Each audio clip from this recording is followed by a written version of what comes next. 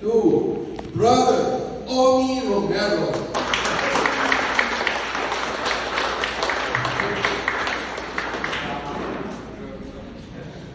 Meron isa sa inyong binigyan ako kay Father. Sa aking Father.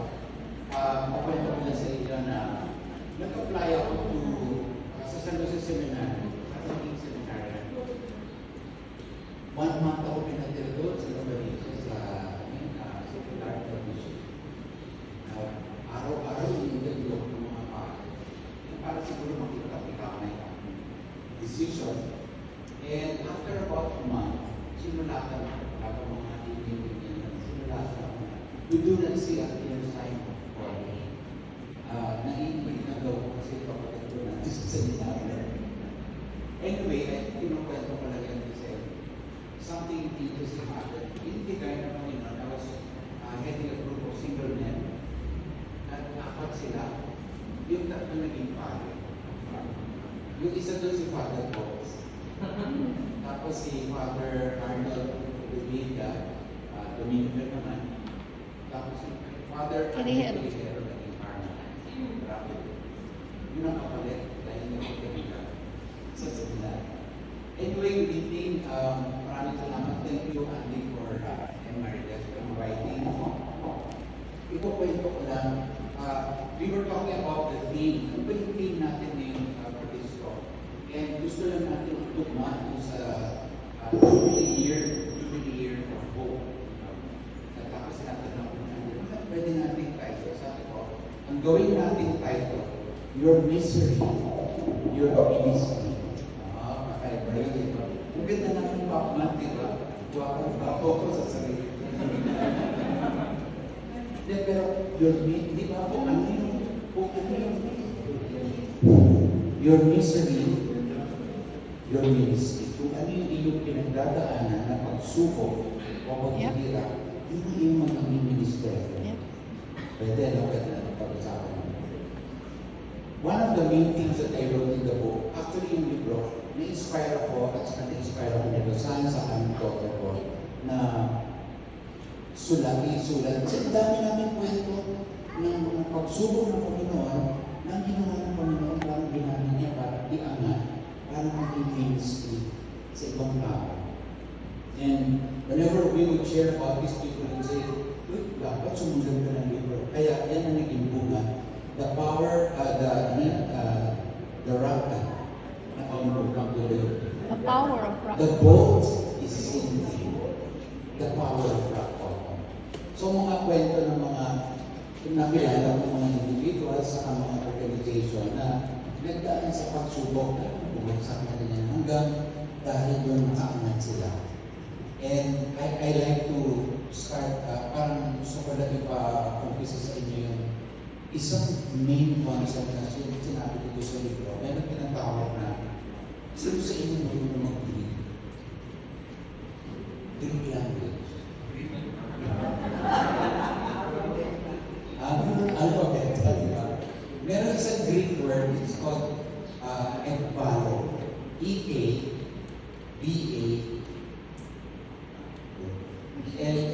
ekbalo. R-double-L, diba? Pagka ginugan mo, may spelling. Meron din I-C-H, B-A-L-O, alam niyo ibig sabihin ba? Ang ibig sabihin ng ekbalo, hinagis, tinapon. Oo. Diba? Hinagis at tinapon. Kaya na, nakahanap kami ng mas mabuting kahulugan ng ekbalo. Sa buhay natin, maraming beses na nagkakaroon tayo ng situation na akala mo hinagis ka, binaniwalaan na mo, tinapon ka.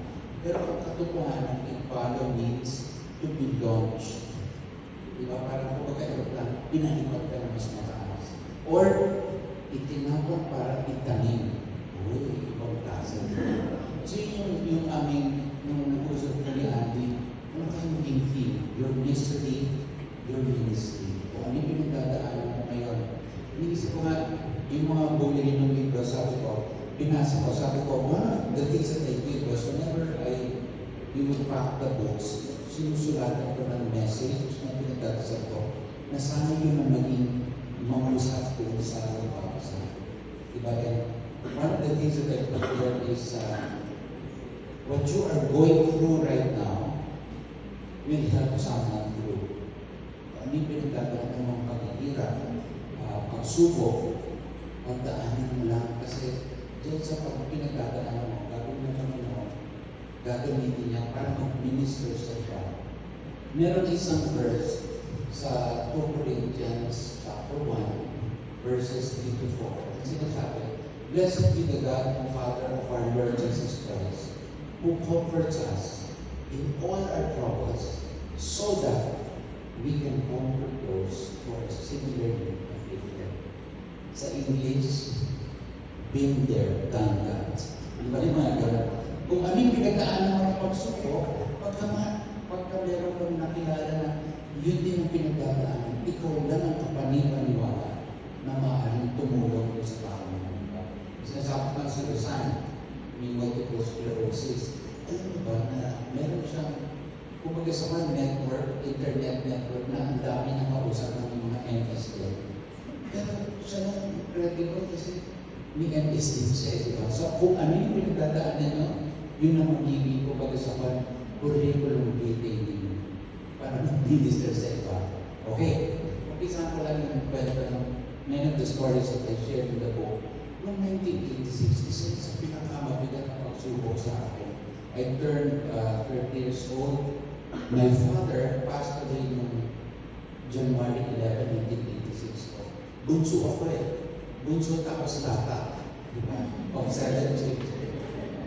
Premature pa pinanganak. Tapos, menopause baby. At saka bago na matay nanay ko, naghumingi siya ng tawad sa akin. Sabi niya, Romulo ako eh. Patawarin mo ko. 3 beses ko siya in-attempt i-abort. Okay naman buhay pa ako eh, diba? Pero eventually nalaman ko na meron mo ng effect sa akin yung subconsciously na 3 beses ako in-attempt i-abort. Pero buhay pa rin. Pinatod na lang. Anyway, 1986, tapos ito nangyari. 5 months later, natanggal ako sa trabaho. Ina-acquire ko yung kanya na pinagtatrabaho ko, natanggal ako. Walang savings. Kasi nag-uumpisa pa lang, di ba? Tapos, 1 month later, si Rosan, na-diagnose ng sakit ng multiple sclerosis. Sabi ang tawag namin kung sa multiple sclerosis, sakit ng mayabang. Kasi kahit marami kang backwards, marami kang konta, marami kang kakilala, lahat ng alam mo yung pwede mong gawin, wala kang gamot eh. Hanggang ngayon, di ba? Rosan is on her 39 year na ang isang ng MS. So lahat siyang pinagdaanan namin ng 1980s, napakabigat. Pero ikukwento ko sa inyo kung paano, ano yung mission namin, ginawang ministry ng Panginoon. Kasi, nakikita ko na sasabihin ko, pinagdagabasan ng kode.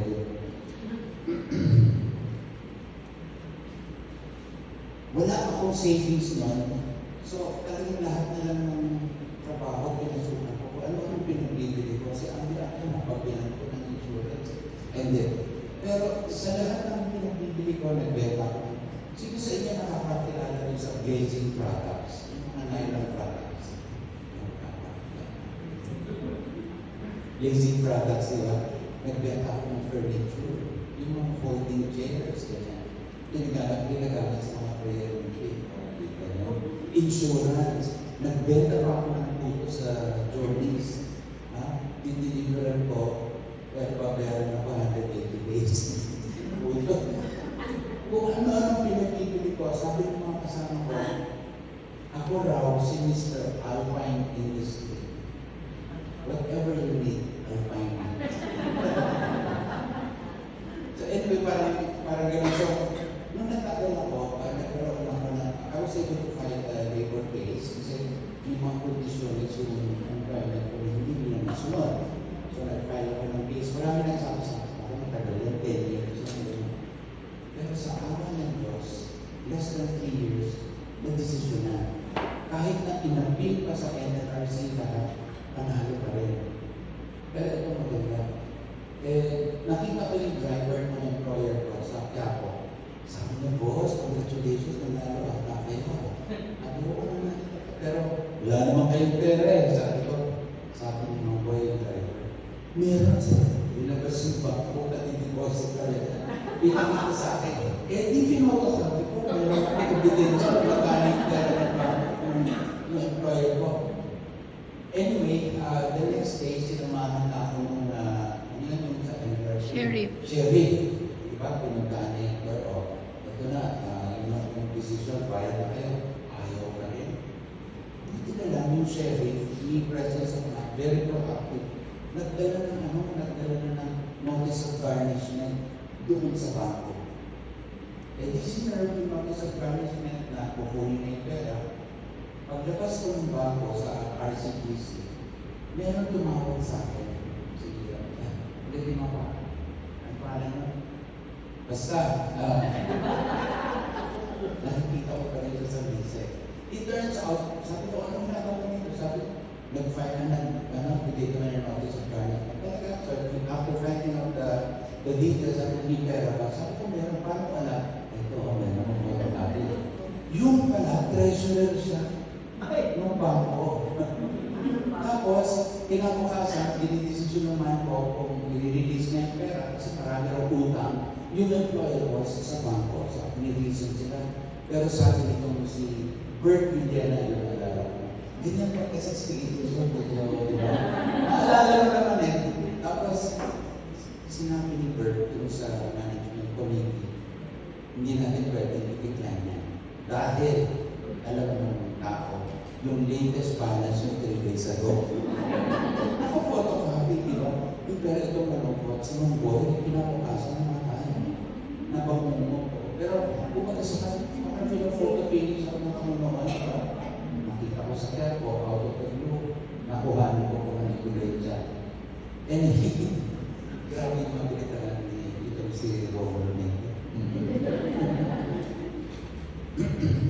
Kukwento ko naman si Razan. Kasi yung dati nakatira kami sa Las Piñas sa Caballo Homes. And Razan's, ang isa ng symptom, kasi sakit ng, anong tawag dito? Nervous system. Isipin nyo yung nerves natin, parang electric wire, na unti-unti na lang ang electric insulation. Ano mangyayari pag nagtitig-titig yun? Short circuit. Sa kanya, isang manifestation, lagi siya nahuhulog. In fact, ano yun? Hulungin pa rin siya. Hindi na siya nahuhulog sa akin. Pero bumibigay pa. So, typically, maalis ang Las Piñas, sa akin yung dalawang bata. Sa stage ko, nakikita kami ni Jerry Kahayon doon. Kumakain si sausage. Tapos, pagdating ko sa opisina, nalaman ko na nahulog sila. Punta na naman ang Las Piñas. Dadali ko sa mga kinet. Yun ang bayan mo yung kwento ng Ferrari sa akin. Siguro mayroon na sa school, sa mga kabinet. So, nakahanap kami ng isang apartment sa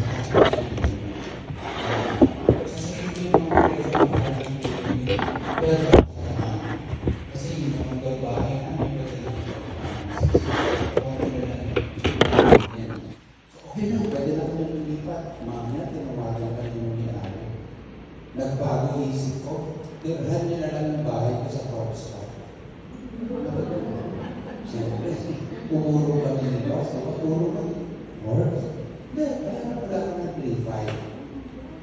Ang akala naman, 35,000. Kasi 3-5. Kasi sabi ko, hindi ko namin kaya sa paano mo, atin mo na-afford 3,500, hindi ko na-afford 12,000. Hindi na sa 500. Sabi niya, gulo ka rin sa next. Nobody staying there. I'm having it sold. Kung bibili, bibili ko kayo 6 months to move up. Pinuntahan namin yung boss. Napakakit mo ba ka? 2,700 square meters. Anin ang kwarto. Pwede ako magbisikleta, papasok sa rangka ng kitchen.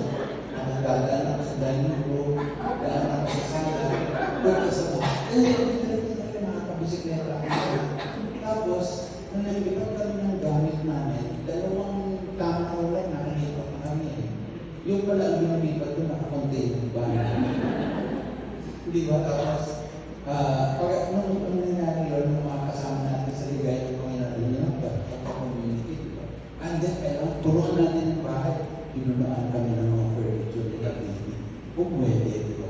So yun ang aming kwento ng, di ba parang nahirapan kami na, kailangan gawa ng parang, pero anong ginawa ng Panginoon? Ang ginawa ng Panginoon talaga, sagad, lubos-lubos, hindi mo maisip na kaya niya gawin yun. We remember that one of the daughters of the owners told us, ngayon parang dati nakatira ko, ang pinapayag 50,000, bakit parang 3,000 lang? Di ba? Tapos nung house blessing, inibitahan namin itong may-ari, nakita na hirap maglakad si Rosan, pinabukasan binigyan ng wheelchair na scooter. Hindi kami tinutulak, hindi din mo to. Di ba? Nakakainis na. Hindi, tapos, natuwa siya sa kwento ni Rosan, sa kwento niya, professor sa AIM. Ang subject na sa AIM, sources and uses of power. Inimbitahan sila sa mga salita ko. Bakit ibigay mo yung kwento niya na yung sclerosis siya, kung paano siya nakakaraos o sa di ba? Nakikita niyo yung ginagawa ng Panginoon, merong pagsubok, pero yung pagsubok meron siyang dahilan, meron siyang gustong gampanan dito sa hindi lang sa buhay natin, kundi sa buhay ng kapaligid sa atin. At saan nalaman namin yung palang 3,500? Kasi bigibigay ko yung upa ng gasolina sa kanya, 6,000. Hindi, 3,500. Yung pala, association fees na pala yung iba. Para wala siya. At sa habang nandun kami, meron ng bilhin ng bagay, tinanggihan niya. 100 million na. Noong mga 1991, 92 yan.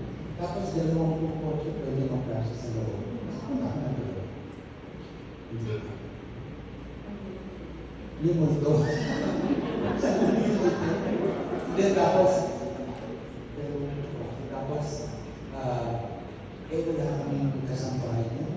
Kami yung nagbubukas sa ng gate. Ang layo. Pagalibukas yung gate, di ba? One of the stories that yung mga servants of the word, ilan na yung servants of the word, nila John P.P., mga kailan. Ngayon tumitira sila doon, at sila yung nagpuputulong daw.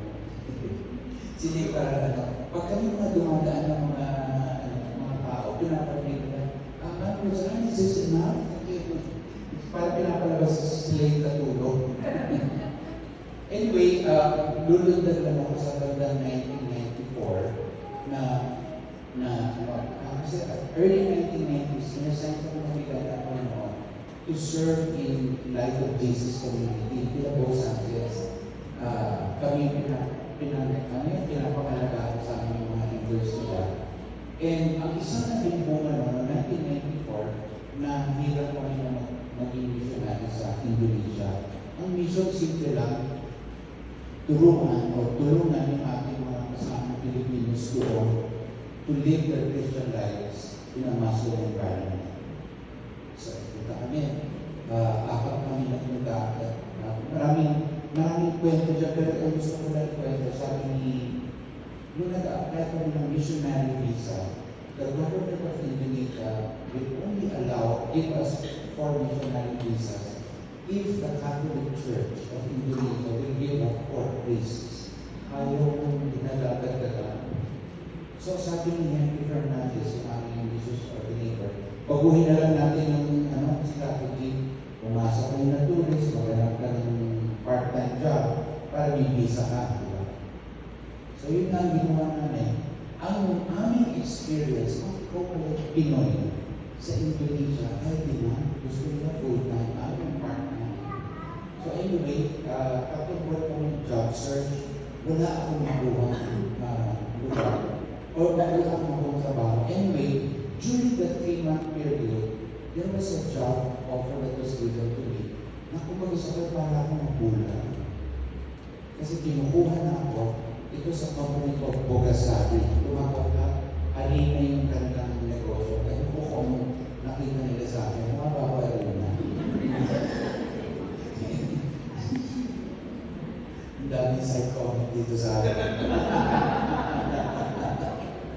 Minuto. Ano sabi dito? Mukha ka din si Mara.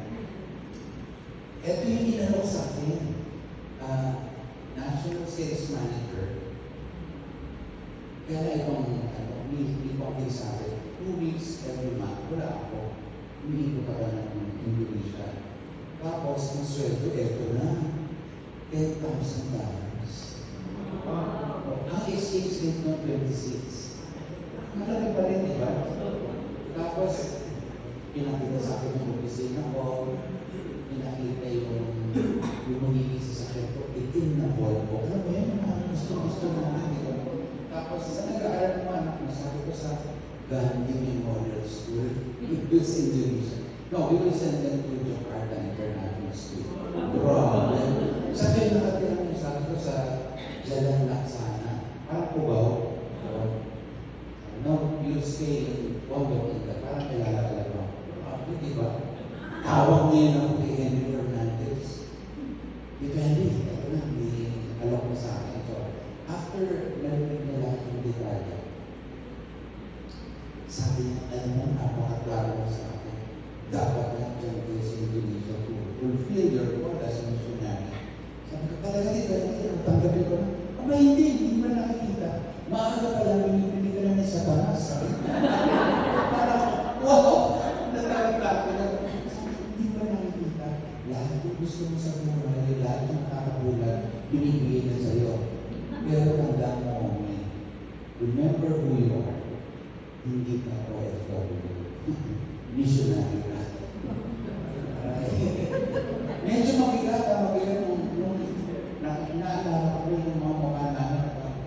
Hindi natin tatanggapin. One of the things that occurred to us was, please na mawawala ka. Di ba yung mission, di ba? So that this was in a period of 3 months. Yan yung unang pagsuko. Pangalawang pagsuko, nag-grocery lang kami pagbalik namin na nakawan yung bahay. Wala namang mawala kung hindi yung cash namin na $4,000 para makauwi sa Pilipinas noong December na yun. Nawala pa yung pamasahe namin. Parang gano'n. Anyway, kumalat yung balita sa Filipino community. Noong gabi, meron tumawag na couple and they said, hey, Omi, we heard about it. I said, I understand ka, uwi kayo ng Manila. Sabi ko, oo eh. Pwede ba may padala kami? Sige lang, parang ako sa hesitant na pa. Hindi ko pa nga alam kung makakauwi kami parang gano'n. Anyway, this couple came to the house. Yan yung ginawa. Pinabutan ako ng selo at ng envelope ang naman $4,000. Kung magkano mula. I understand this is the amount you lost. So, ito yung tulong namin. Wow, hindi namin kakilala. Pero gusto ko sila makilala ang pangalan nila. And then, anyway, it turns out na itong dahil sa tandaan na 3 months nagtrabaho, walang ni alok, pero hindi namin pwede tanggapin, hindi rin pwede.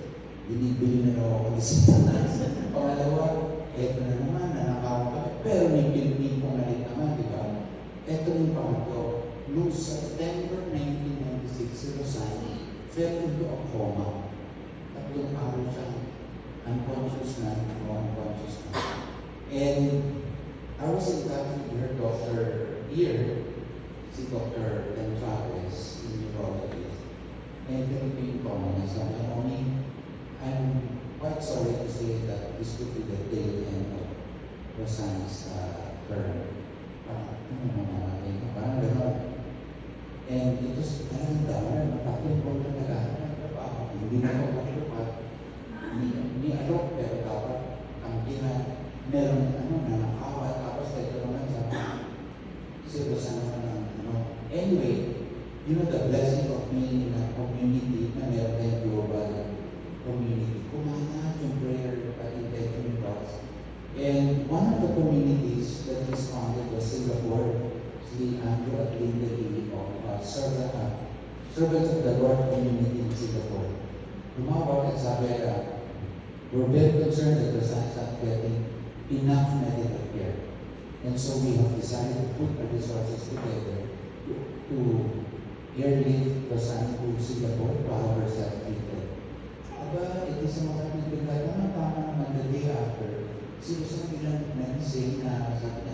Ang una niya sinabi, gutom na gutom daw siya. And it was birthday ni Mama Mary on September 8. Yeah.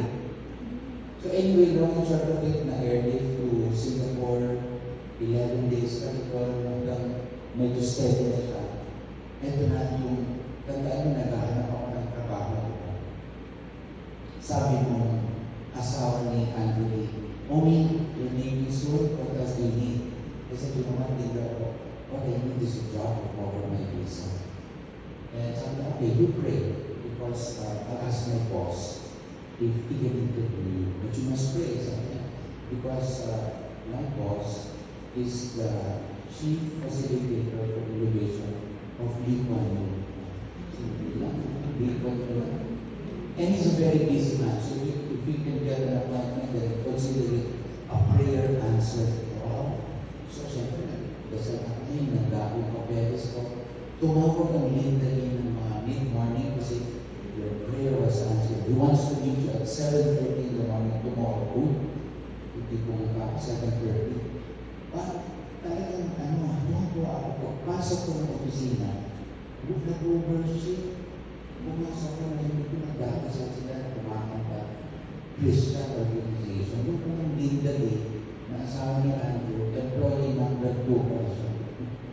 So anyway, pagpasok ko pinaupo ako sa boardroom, pumasok si Mr. Wu, yung founder. At ang unang ng tanong, hindi ko nasagot. Yun yung interview na hindi ko makalimutan. Ang unang ng tanong ay, hey Omi, tell me, what is God's purpose for you? Mukha mo! What is God's purpose for you? Pero take note, missionary na nga kami, tinanong ako, what's God's purpose for that? Hindi ako nakasagot, di ba? Dapat alam ko. Pero sabi niya, that's okay. First, let me tell you what this organization is all about. Kung OTI na. Inmayan ko niya na kinuha rin daw siya ng sa very high-paid job to open this consulting company to minister to the marketplace through consulting. Ang field namin is called organization development. Parang mga doktor ng organization comparison. But anyway, sabi niya, okay, after that interview, nakakaya diba, interview tapos hindi mo masasagot. Anyway, sabi niya, you go back to Jakarta, you pray for the next 30 days, talagang may tani, 30 days, and ask God if this is what He wants to do. Sabi ko, I will also pray and ask God if He wants me to take the lead. Ibang klaseng recruitment ito. Anyway, so that was, after 1 month, he came to Jakarta, binisita kami. He brought me to several clients, nag-usap kami kung dinidiscern namin. Long and short of it, nagtugma yung aming discernment na sige, tuloy natin ito. Kunin kita, ito ang branching manager dito, ito yung visa na ako, nasagot yung visa. Pero maraming pinagdaanan, nagkasakit muna sila siya, nagpunta muna sa Singapore, para ko Indonesia yung makukuha ko. Alam mo, nung sinabi niya, tuloy na kami, yung continue to hire me, doon na natinig ng congression. Mga economics, yung mga gano'n. Pero ang una, ano ang purpose ng Panginoon sa buhay? So moving forward, mga kapatid, yung as we move forward dito sa ating pinag-uusapan ngayon, your misery, your ministry. Ang importante tinatanong natin sa bawat isa, or even before the Lord asking, Lord, ano yung purpose mo sa buhay? Kasi napansin ko doon sa aming trabaho sa mga kumpanya, itong bagay yung laging tinatanong namin at tinutulong namin sa aming klaro. Itong bagay, identity, purpose, destiny. Yun yung mga mabibigat na alam, sino ka? Identity. Who are you and whose are you? Diba? Pangalawa, purpose. Bakit ka na dito? Kasi to each one of us, God will have a very specific purpose na nakatugma doon sa kaalaman natin, sa experience natin, sa mga pagsubok natin. Diba? At saka yung pangatlo, destiny. Saan, Lord, saan ba ako papunta? Saan mo ko dadalhin? Kasi yung mga katanungan na Many times, sa dami ng social media, ng information, hindi natin napag-isip-isipan ito. So it's very important that those are the things that bring us forward. Ngayon, babalikan ko rin yung kwento ko dun sa nagbigay sa amin ng 4,000 dolyales. It turned out to be our first client. Kasi nagkilala kami, sabi sa akin, nagtatrabaho pa, sabi ko sa hotel. Long and short of it, siya ang naging unang kliyente ko sa Jakarta. And for 3 months, na-engage ako. So araw-araw nagkikita kami. And after 3 months, he gave me a call and said, Omi, dapat tayo mag-lunch. Sabi ko, kasi daraan na daw niya ako. Sabi ko, pero sigurado ako. I-recruit ako nito. Kasi gano'n naman Indonesian companies. Kapag may consultancy, kukunin ka na lang para makatipid. Anyway, he picked me up in a stretch Lima Mercedes-Benz. Pag upo ko sa loob, sabi niya, Omi, this is not a business call, it's a personal call. Sabi ko, yeah, how can I help? Kasi sabi niya, I've been watching you, and my wife has been urging me na to get to know you because you're a missionary. And I've resisted it. Sabi niya, I'm a businessman, I can't resist a missionary. But looking and dealing with you for the past 3 months, I saw that parang gusto ko yung pagkakristyano mo. Sabi niya, I want to know, ganyan yung word siya, I want to know Jesus the way you do. Sabi ko, hirap ko. Punta kami sa hotel, lunchtime, hanggang alas 4. Para ko siyang binigyan ng LSS ng 4 hours. May baptism ko. So anyway, talagang nilabas na lahat yung tanong niya, what do I have to give up to give my life to the Lord? Ano mangyayari? Will I lose? Kailangan pigilan ko nito, pigilan. Yung mga ganun, lahat yung questions na gusto niya ilabas. Anyway, on the way home, sabi nito guy, what's next for me? Businessman tayo. What's next after this? And I said, siguro what we can do is resign and come to your house. Let's do a Bible study together, share. Sabi, okay, agree that. Sabi, let's do it this Friday. Pero mabilis. Sabi mo, because Friday is my poker night. Poker night, tapos Bible reading. Anyway, napunta kami ng Friday, nagdating yung mga kasama niya ng poker, 15 mga yung Singapore, Malaysia, Indonesia, Pinoy. Lahat nagsisibars na, di ba? Pagka-poker ka, kaya nakasibar, umiinom ng konyak, yung mga ganyan.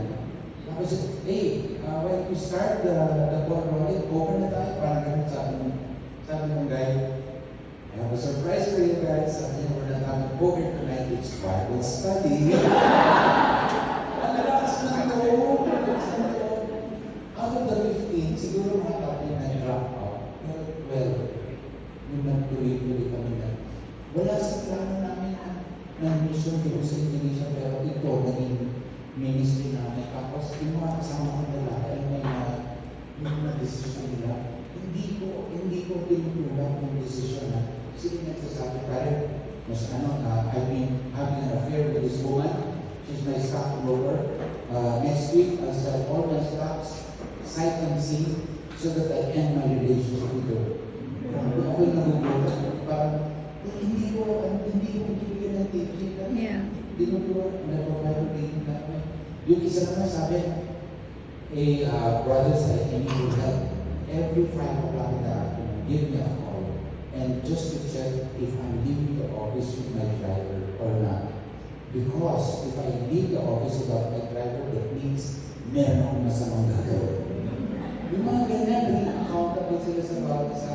And it was so encouraging kasi yung work, iba yung nangyari mo sa mission. Nakakawin kami. Sila yung pumunod doon sa amin nawala. Siya pa yung naging unang customer namin. Tapos naging ang kapalit, gabing 2 buhay na binigay sa kanila. So, naging malinaw yung pattern ng Panginoon. So sana habang pinukwento ko ito, naging nakikita na rin ang mga pattern na ginagawa ng Panginoon sa buhay natin. Pwede ba naman ang ganun? Babalikan ko ng aking childhood. Grabe, 68.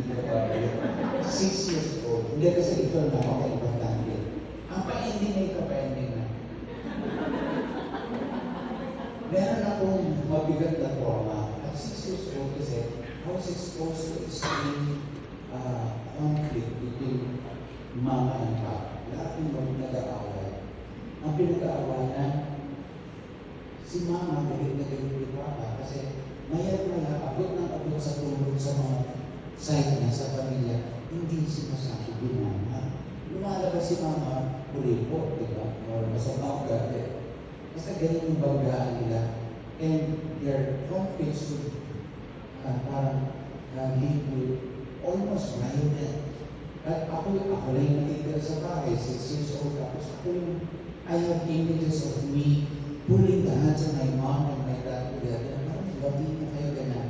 Anyway, that experience of conflict has led me to have a fear of conflict. Kung tintakasan ng boses, ayaw ko na. Parang natatakot ako, parang to the point where I felt that it was already becoming a dysfunction in me.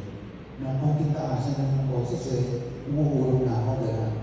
Anyway, as I would grow up, I would realize that even among my friends, kapag may conflict, parang naging passionate ako na, I was a conciliatory in my approach. Hanggang paangat na paangat with friends, with my siblings, nung namatay na pareho ang parents namin, alam niyo yung away ng kayamanan. Mayaman kasi kami. Hindi. Pero yung mga natira, di ba? Yung mga natira ng away. Yan ang mahirap, yung mga away na ganyan. And, hindi na mga comments dito sa may mga away-away na dahil hindi nagkakasunduan, pwede naman pag-usapan, pero meron kami, 7 kami magkakapatid, may common enemy kami, isang phone namin na parang siya yung nagpupulis na lahat sa amin. Anyway, ang long short of it, ako pinag-usapan ng panganay, who's now 84 years old, na, sama-sama na kami, pagbating na pa. Long short of it, pagbating na lahat ng naayos lahat ng usapan. Why am I sharing this? Because from a childhood experience of conflict, trauma, hindi na, takot sa lahat ng takasan ng boses, inangat ng Panginoon ng misery na yun, to the point where today my exposure to organizations is conflict resolution at board level. Away ng mga may-ari, yung mga gano'n, at itong isa pang mabuti. Pinabayaran na ako ngayon. So, di ba, your misery? Di ba? Pwede, di ba? Di ba? Anyway, hindi yun yung point. Pero the point is, what God had let you go through. Sabi ng boss namin sa Mr. Fu, if God brings you through it, He will bring you through it. Ano maganda, di ba? So, mga huling mga points ko lang that I just want to share. Number 1, suggestion ko sa ask the Lord to help you make sense of your both sinking episodes. Kung ano yung mga pagsubok na pinagdadaan niyo, ask the Lord, bakit ito? Diba? Ano yung gusto niyo mangyari? Hindi, ba't naman ako? Diba? Kung hindi, ano ang inyong dahilan? Ano yung pakay niyo? I find it helpful yung pangalawa, Proverbs 29 verse 81. I'll do that now. Don't you read it? If people cannot see what God is doing, they stumble over themselves. But when they attend to what He reveals, they are most blessed. Sa ibang version na sinasabi, a people without vision will perish. So, sa akin, very helpful na tinatanong ko po ng Lord, what are you seeing that you want me to see? Di ba po ang pinagtataanan? Merong sakit, merong kahikahusan. Ano yung gusto nyo makita namin, Panginoon? And He will speak to you. Magtiwala tayo. Also, sa Genesis chapter 50, verse 20. Anong version yan, ma'am? Hindi. And then chapter 50, verse 20. Ang sinasabi, 50, verse 20. Si Anito ay si Joseph. Yung iba, inisan siya ng mga kapatid niya. Tapos, nung nag-uusap na sila ng mga kapatid niya, sabi niya, what you meant for evil, God meant for good. So kung ano man yung parang being forced upon us na hindi mahusay, hindi mabuti, bagay o bagay para sa atin. God is able, so powerful, that He will turn it around and use it for your good. Di ba? Napakahusay.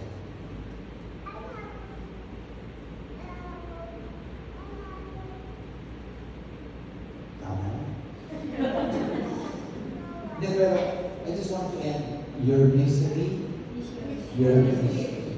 Ito pa isa. Your mess, your message. Medyo tayo ba? Ha? Your mess can be your message. Kung ano pinagdaanan mo, kabulastugan, yun ang magiging message mo sa iba. Di ba? Ito pa, gusto ko pa ito. Your test, your testimony. Wow. Your testimony. Kung ano yung pagsubok mo, yun ang magiging kwento ng buhay mo. And alam niyo ba, sa Revelations, at sinasabi, bantang mo yung Revelations 21 kayo. Ang sinasabi doon, by our testimony, we will be saved. So, kailangan iniipon natin lahat yung mga kwento ng buhay natin, mga pagsubok, mga rock bottom, at kung paano tayo inangat ng Panginoon. Because that test will become our testimony. At saka sabi ni Andy, bigyan mo naman sila ng pang-reflection. Hindi ako naman reflection, simple lang eh. Ask God to give you eyes to see what He is doing in your life. So that your misery becomes your ministry. Your mess becomes your message. Your test becomes your testimony. Thank you.